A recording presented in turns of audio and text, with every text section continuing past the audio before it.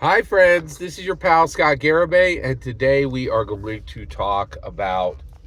Let's jump into this. So we are going to talk about Professor Dungeon Master, Dungeons and Dragons, the rise of death characters, Jean Christensen, a longtime member of the Dungeons and Dragons community, and his now death character, human fighter Holga Richtenvoss. All right, so let's just jump into this. Okay. So, so first of all, if so, this is a freestanding video. You don't need to watch anything else to understand this video.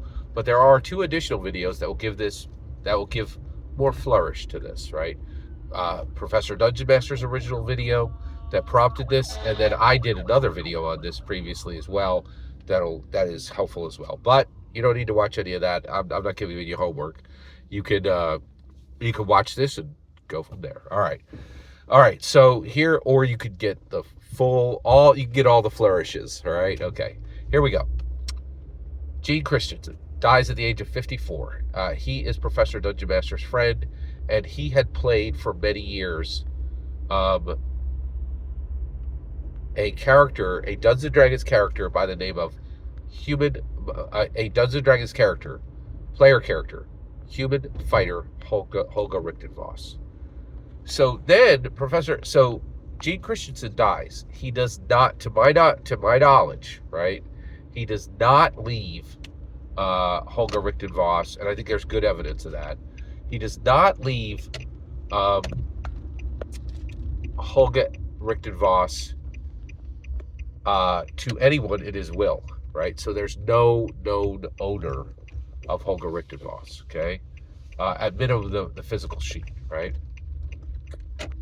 There's also the concept, right? There's the concept of there's the physical sheet, and then there's also the concept, right?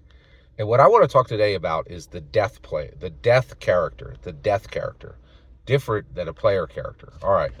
So, and I think, and this situation has happened before, but the reason why I'm really excited about this and very interested in this is, what I'm really fascinated about right now is this is a perfect example, right? This is a great use case, right? To what happens with a player character when someone dies and does not put them into a legal U.S. will, right? Into a U.S. legal will.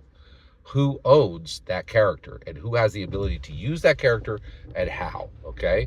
So this Dungeons and Dragons community member, this D&D player, dies. He does not give clear ownership of his character to anyone, right? Then Professor Dungeon Master comes out and massively boosts the life and legacy of Jean Christian, who, in my opinion, from 1968 to 2024, who in my opinion, would have died in obscurity without this Dungeons and Dragons character. So I think that's fascinating that his Dungeons and Dragons character ended up making him more famous than anything else he did in his life. And I actually believe that's going to start happening a lot. I think there's more value. It's arguable there was more value it's arguable it's quite arguable right now that there's more value in Holga Christensen, in Holga Richtenvoss, who's living on, right, through this conversation right now, and Jean Christian, who's, I think it was Jean Christensen, sorry, who's in a grave somewhere. You see what I'm saying? Like, his character, Holga Richtenvoss is being talked about right now. There's not a lot of discretion on Jean Christensen, right? My point is, we don't just play Dungeons and Dragons for fun, right? Like, maybe we play them to extend our legacy and make our prominence 1,000-fold what it would be beyond what that Dungeons and Dragons is the most. Here's what I'm saying. Dungeons and Dragons was the most important thing Jean Christensen ever did. And the reason why is a guy, driving home with his lunch, in the suburbs of South Philadelphia, is talking about him. Would have never known him if it wasn't for D&D. His reach is, and there could be a guy in India talking about him right now, or a lady in Russia, right? We don't know, right? But Holga Richtenvoss lives on, right? Fascinating. I find that fascinating, right? Because I keep saying, playing Dungeons and Dragons for fun is ridiculous and useless and only done by fools and knobs, right? It's absurd. It's absurd to think that we play Dungeons and Dragons for fun. We play Dungeons and Dragons so that we're dead, people will remember us, right? Like, that's not fun. That's legacy, right? Dungeons and Dragons is power, and people need to start waking up and understanding this, right? Okay, great. Let's keep going here. So, death characters. Okay. Jean Christensen dies, and he leaves Holger Richtenvoss without a clear owner, right? Then Professor Dungeon Master comes and gives the full story of Jean Christensen, and also says clearly that Jean Christensen gives the full story of Holger Richtenvoss, and then says clearly that Holger Richtenvoss is not dead in the realms of Dungeons and Dragons. He's still alive, right? So he can continue to adventure, right? To me, the moment that Professor Dungeon Master did that, both Jean Christensen and Professor Dungeon Master gave Holger Richtenvoss to the D&D community, right? To be used as a death character, in my humble opinion. So let's get into that, right? How does that work, right? So one, Jean Christensen signed off on this. How did he do that?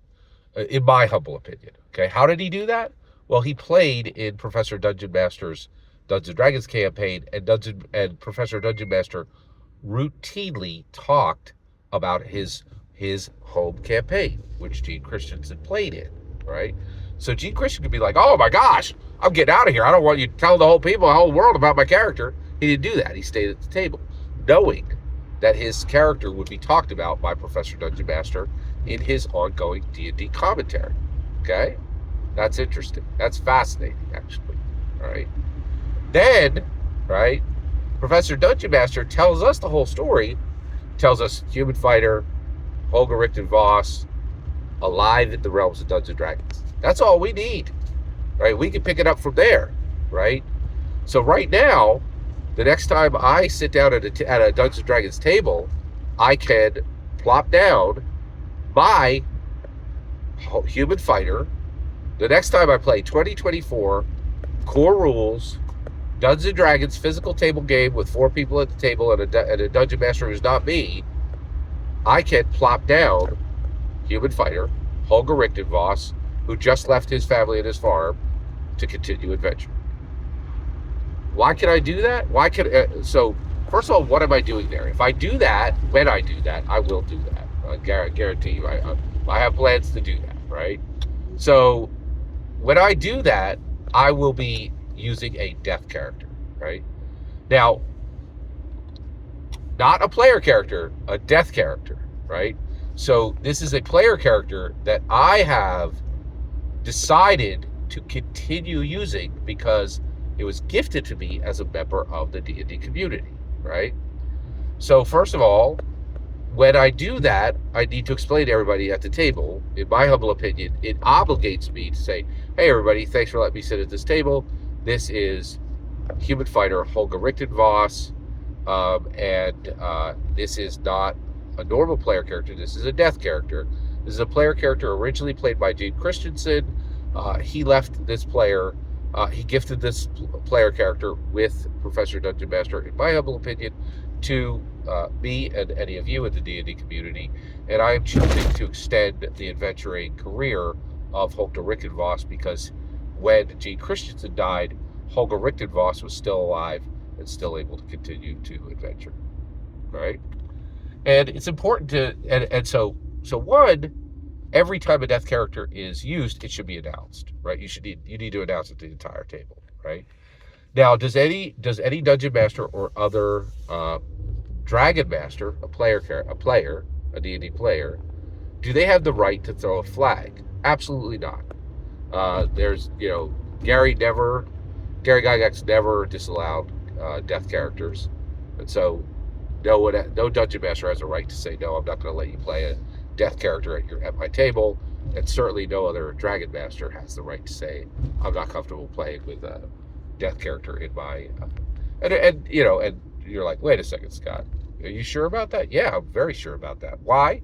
Because Dungeons and Dragons is progressive, right? We don't tolerate prejudice within, and so we're not going to just we're not going to allow Dungeon Master to say, "Oh, you can't play a death character in my game," or a Dragon Master say, "Oh, you can't play a Dragon Master in my game," because Gary set an expectation of progressiveness, right? And saying, "Hey, everybody gets to, you don't have to be alive to have a player character at the table. Like your player character doesn't have to be written. It can be written by both a dead man and a living man, right? Like we don't play prejudice. We don't tolerate prejudice. That would be outrageous prejudice toward dead people, which is inappropriate in my humble opinion. You shouldn't dishonor the dead. All right. So you need to announce it, right? And then at that point, you go forward. Now, let's talk about some of the strange aspects of this. So if I'm doing this, and that gentleman in India is doing this, and that woman in Russia is doing this, right? Wait a second. Now there's 3 human fighters of Holger Richtenvoss, and they're all just doing stuff? Yeah. Well, yes. The answer is yes. How and why? Strixhaven, right? Strixhaven is a super powerful school of magic where wizards are taught powerful spells, including clone, right? So all those are clearly clones of Holger Richtenvoss, right? So that's how there could literally be 10,000. And I think that's probably, and I would guess probably that by the time this is all done, there'll probably be 2,000 or 3,000 people playing death characters of Holger Richtenvoss in the world, right? I think this is really exciting. I do think if you don't want this to happen, then what you need to do is you need to make a very clear, you need to make it very clear in your will that your physical character and your character concept is being gifted to one person, right? Now, is that gonna do the job? It's a great question. I'm not positive it will. And one of the reasons why is we are way, way farther out on Dungeons & Dragons canon and Dungeons & Dragons possibilities than the U.S. law is aware of, right? So would that stand up in court? I don't know. It's a great question. It's a really great question, right? But really fascinating, absolutely fascinating. I am really, really fascinated by this subject. And I also would highly suggest to you that you consider playing death characters. I think this is a new thing that we could do to honor the dead, the actual IRL, real dead people. And I think this would very much honor Jean Christensen. Every single word you just heard, 1968 to 2024, every single word you just heard in this video is my humble opinion. Absolutely nothing more, absolutely nothing less.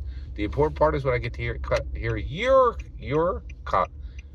humble opinion when you get in the comments and send your traffic. Please consider subscribing and have a fetch millennium.